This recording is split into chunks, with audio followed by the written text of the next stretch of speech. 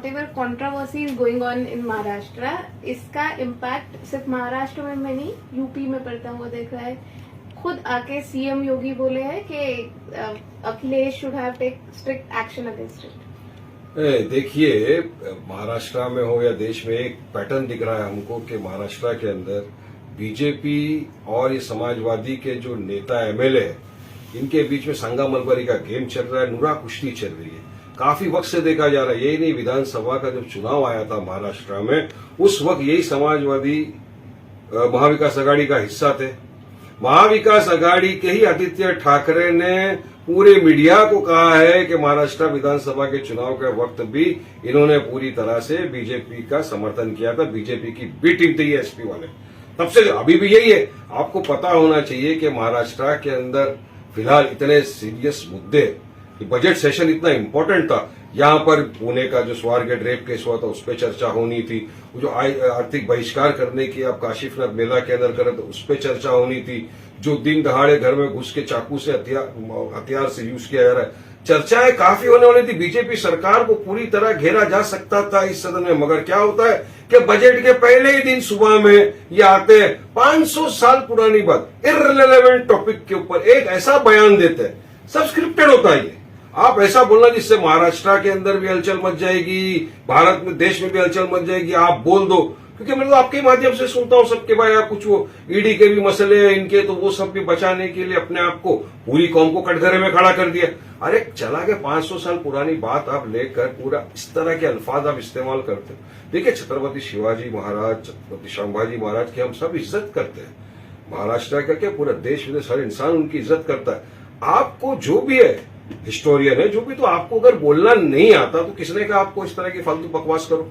आज रमजान का महीना चल रहा है, अगर कहीं पर भी कुछ होता है अनटोवर्ड इंसिडेंट कुछ, तो पूरी जवाबदारी ये महाराष्ट्र के समाजवादी पार्टी के एमएलए और बीजेपी सरकार की होगी। अब देखिए, दोनों का काम हो गया ना, बीजेपी का काम हो गया, 3 दिन सदन आगे चला गया, ये इनका भी काम हो गया, बच गए, मगर पूरी कौम को कटघरे में डाल दिए, एक नफरत का वातावरण पूरा फैला के बैठ गई है। तो ऐसे ही भारत के अंदर आप देख रहे 2014 जब से बीजेपी सत्ता में है, किस तरह मुसलमानों के खिलाफ एक षड्यंत्र रचा जा रहा है, एक वॉर जैसी कर दी गई है मुसलमानों के खिलाफ, हर चीज से नफरत। अजान का हमारा लाउड स्पीकर आप बंद कर दिए। अरे आपको उसके ऊपर बोलना चाहिए था कि सुप्रीम कोर्ट डेसिमल जो रखा है उस पर दी जा सकती है। आपने सारे मुद्दों से पूरा फायदा बीजेपी को आपने पहुंचा दिया। आप पूरे के पूरे बीजेपी की बी टीम हो, ये पूरा सिद्ध हो गया, 200% कंफर्म हो गया। हम तो पहले भी बोलते थे, और आज मैं समझता हूं कि भारतीय मुसलमान कोई भी इनके बयान का जरा भी समर्थन नहीं करता, बल्कि सब मुझे तो फोन करके बोल रहे हैं, वारिस भाई क्यों इस तरह की बकवास करने की क्या जरूरत, विकास का मुद्दा उठाना था, डेवलपमेंट की बात करना था, लॉ एंड ऑर्डर सिचुएशन जो महाराष्ट्र में बिगड़ता जा रहा है उस पर सरकार को घेरना था, आपको सवाल करना था। ये सारी चीज में आपने सरकार को फायदा पहुंचा दिया, तो ये तो आपके फायदे के लिए आपने पूरा काम कर दिया बीजेपी का।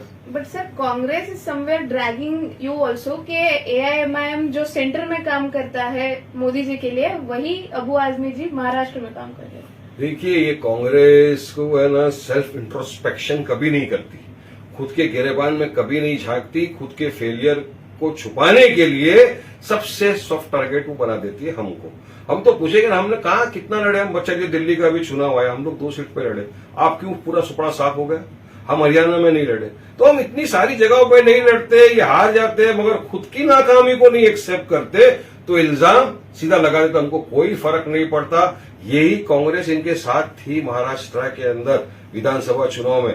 क्या हुआ? पूरी तरह से कांग्रेस के कैंडिडेट के सामने समाजवादी पार्टी ने अपना कैंडिडेट खड़ा किया, कांग्रेस का हिस्सा होते हुए, महाविकास आघाड़ी का हिस्सा होते हुए खड़ा किया, और पूरा बीजेपी को उन्होंने सपोर्ट किया। तब क्यों खामोश था कांग्रेस? नहीं बोलते। इसीलिए ये जो तथाकथित सेक्युलर पार्टी अपने आप को बोलते हैं ना, ये खुद को बचाने के लिए, खुद की नाकामयाबी छुपाने के लिए पूरा टुकड़ा हमारे सर पे डालते हैं। डालो, कोई फर्क नहीं पड़ता, देश जनता सब जानती हकीकत क्या है। सर, कल रेजिग्नेशन हुआ है धनंजय मुंडे जी का, एंड समवेयर आफ्टर दैट ये स्टेटमेंट का ही हाईलाइट हो रहा है Abu Azmi, so something is connected with each other. दाल में काला नहीं है, पूरी दाल काली है। मैं सबको बता रहा हूं ना कि ये संगा मलबारी, नूरा कुश्ती का एक गेम चल रहा है यहाँ पे, और उनके अंदर उनको मिल गया उनका मेन साथी बीजेपी को, समाजवादी पार्टी का ये नेता, ये एमएलए। ये मिल गया है इनको, उनको पता है ये कुछ भी बोल देगा, इसको बराबर स्क्रिप्ट करके दो। उसने कर दिया उनका काम।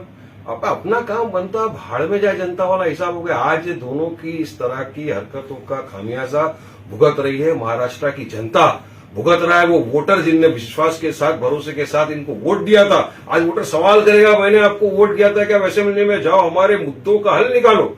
आप तो असेंबली के अंदर भी नहीं गए, आप तो सस्पेंड हो गए, इस तरह की बकवास करने लग गए। आप तो जाकर क्या लेना देना है यहाँ पर औरंगजेब से, हुमायूं या उससे, बाबर से? 500 साल पुरानी बात को आप निकाल के क्यों आप वातावरण खराब किया आपने?